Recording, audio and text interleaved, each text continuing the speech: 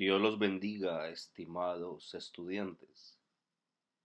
Es importante que usted lea el material puesto en el modo Una vista panorámica, el tomo 2. Así tendrá usted una mejor imagen de lo que hablamos y estudiamos. Espero que el estudio de la palabra de Dios esté haciendo en cada uno de ustedes su propósito y pueda así enriquecer sus vidas para vida eterna. Entramos en la lista de profetas mayores y profetas menores, los cuales estaremos viendo a continuación.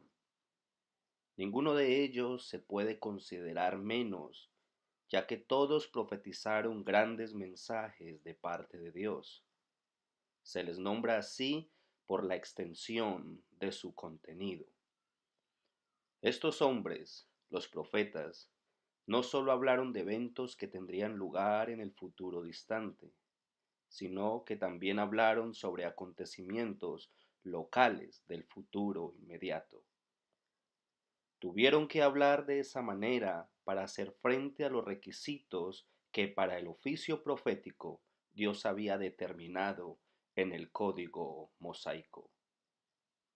El libro de Deuteronomio incluyó códigos para el sacerdote, el rey y el profeta.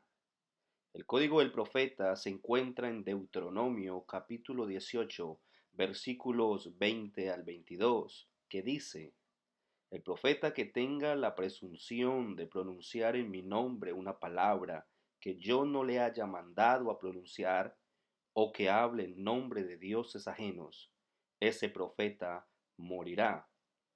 Si el evento local no transcurría exactamente como el profeta había predicho, ese profeta era señalado como profeta falso y como tal era tratado. Usted puede tener la seguridad de que no hay ningún mensaje de un falso profeta en las inspiradas, sagradas escrituras. Hablaremos del primero de los profetas en la lista de la Biblia, y es Isaías. El libro de Isaías es el más hermoso y sublime de todas las escrituras proféticas, llamado también como el quinto evangelio debido a su énfasis de la gracia de Dios y su obra redentora con relación a Israel y a las naciones. En los primeros capítulos están profetizadas la cautividad de Israel por los babilonios, la tribulación y juicios de los últimos días. La segunda sección contiene las profecías del regreso de Israel de la cautividad babilónica y de su restauración y reunión en Palestina en los últimos días.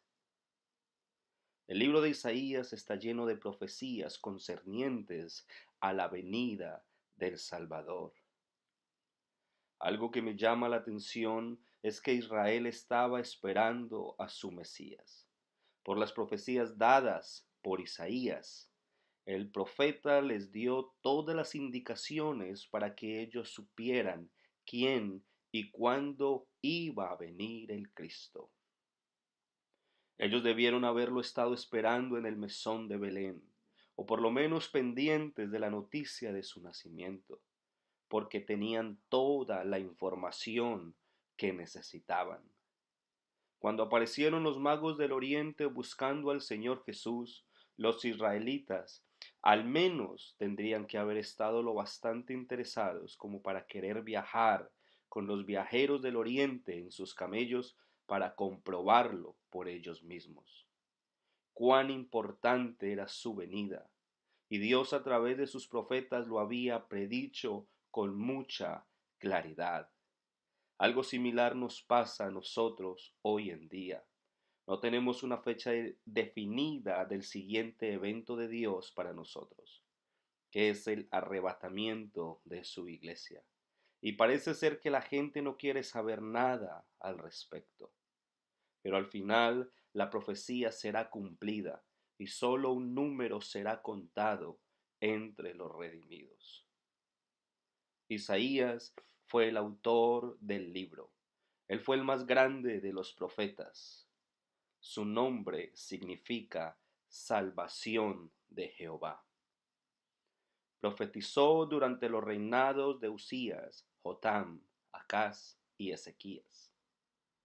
Conocemos de Isaías que fue hijo de Amós, estuvo casado, tuvo 2 hijos, tenía acceso a la corte real, de acuerdo a la tradición, era primo del rey Usías.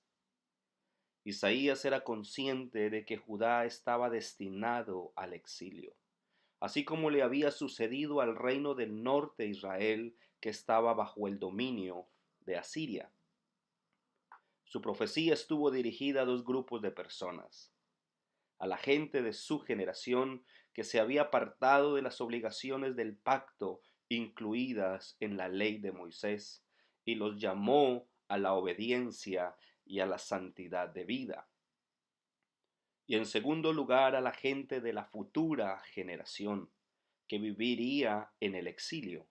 Los consoló con la certeza de que Dios le restauraría su tierra y establecería un reino de paz y prosperidad.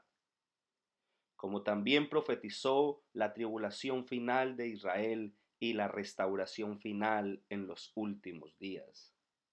Elías profetizó el cautiverio de Judá 100 años después de la palabra dicha por el profeta. Como vemos, hay profecías escritas por Isaías que ya se cumplieron al pie de la letra, y hay otras que aún no se han cumplido. Pero como las primeras fueron una realidad, estas que ya están escritas, asimismo se cumplirán, haciendo así la palabra de Dios, la verdad de Dios para los hombres. Isaías vivió en una época de tensión. En muchos aspectos fue un tiempo de crisis en la historia del mundo del momento. Sucedieron eventos que conmocionaron al mundo, juicios catastróficos y cataclismos tuvieron lugar, y hubo agitación en el orden social. En el norte surgió una nueva nación que se encaminaba hacia la dominación mundial. Asiria, el imperio más brutal que como nunca antes lanzó sus ejércitos al campo de batalla, marchaba decididamente para lograr la conquista del mundo. El reino del norte de Israel ya había sido conquistado y se encontraba cautivo por los asirios. El reino del sur, el de Judá, se encontraba en una condición precaria, y un ejército asirio de 185,000 soldados estaba justamente fuera de las murallas de Jerusalén. En medio de esta situación desesperada, en momentos de gran incertidumbre, el rey Ezequías entró al templo y se dirigió a Dios en oración. En respuesta, Dios le hizo llegar una palabra de aliento. Le aseguró que Asiria nunca conquistaría al reino de Judá. El ejército asiria nunca marcharía por las calles de Jerusalén, y ellos nunca cruzarían el umbral de ninguna puerta de la ciudad del gran rey. Pero Dios estaba preparando a otra nación, que era Babilonia, junto a las orillas del río Éufrates. Esta nación con el tiempo conquistaría a Judá y llevaría al pueblo al cautiverio, a menos que ellos se volvieran a Dios. Dios estaba dando al reino de Judá otra oportunidad. Para establecer la justicia de su casa, Dios la citó en el tribunal de su justicia. Dios dio a este pueblo la oportunidad de responder a la acusación, de oír el veredicto y de entregarse a la misericordia, a la clemencia de su corte de justicia. En estas páginas es como si Dios nos invitara a la sala del tribunal para ver si Él es justo. Y es apropiado para este tiempo y para esta generación en la cual vivimos entrar en esa sala del tribunal para ver a Dios en el trono del juicio, en la escena del día de hoy. Algo aquí que debemos notar en cuenta, y es que Israel fue esclavizado duramente por el imperio asirio. ya que ellos fueron los primeros que fueron llevados cautivos por su desobediencia y negligencia en la búsqueda de Dios. Pero Judá sabía lo que había acontecido a sus hermanos, y sabían que era por causa de su desobediencia que estaban siendo castigados. Ellos reconocían lo que Dios había hecho por ellos para heredar en donde estaban parados.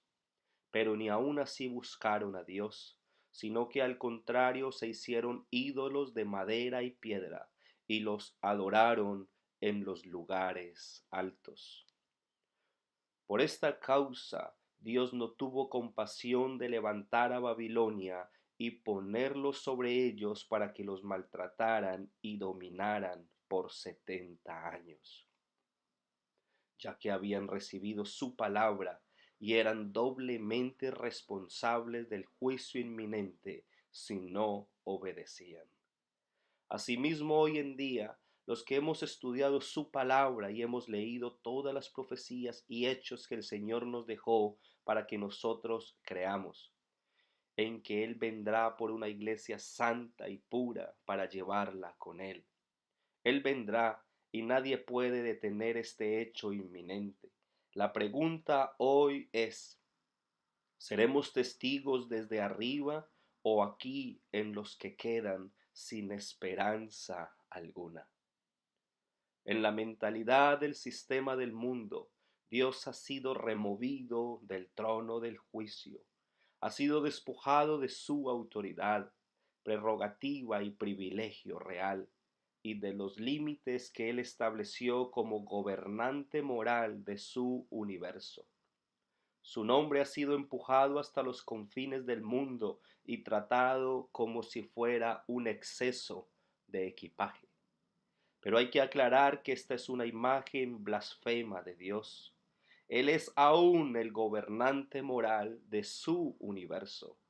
Dios aún se encuentra en el trono de justicia. Él no ha abdicado de su trono y Él castiga el pecado. El profeta Isaías registró los principios bajo los cuales Dios juzga a las naciones. Dios levanta las naciones, las hace surgir y las abate. Los reinos de este mundo pertenecen en la actualidad a Satanás, pero Dios domina y prevalece sobre ellos. A través de la historia, Dios ha permitido que surgieran grandes naciones y ha permitido también que Satanás las utilizara. Pero cuando llega un determinado momento en los planes de Dios para que ciertas naciones desaparezcan de la escena, Él las remueve a pesar del poder de Satanás. Incluso el propio pueblo de Dios, los judíos, son un testimonio del hecho de que Él dirige los asuntos de las naciones del mundo. Hay una expresión que viene a mi mente una y otra vez, perteneciente a la canción de Moisés, que los israelitas cantaron cruzando el Mar Rojo y que encontramos en Éxodo capítulo 15, versículo 3. Y es la expresión, el Señor es un guerrero, y Él ciertamente lo es, y no contemporizará con el pecado. Dios no aceptará la bandera blanca de la rendición. Él continuará avanzando con una furia directamente dirigida hacia su objetivo, decidida e inflexible. Y habrá esperanza hoy para el hombre si él pudiera decir, como dijo Isaías en el capítulo 6, versículo 1, vi al Señor sentado sobre un trono alto y sublime. Esta es nuestra mayor esperanza, y por esto debemos seguir caminando sin mirar para atrás, como una vez lo hizo la mujer de Lot, que no solo miró, sino que empezó a retroceder. Isaías nos da claras señales de que así como el Mesías vino, volverá de nuevo y será para reinar sobre el mundo. Pero mucho antes tú y yo seremos arrebatados hasta las nubes, donde Él con millares de ángeles nos estarán esperando para ir a la cena del Cordero.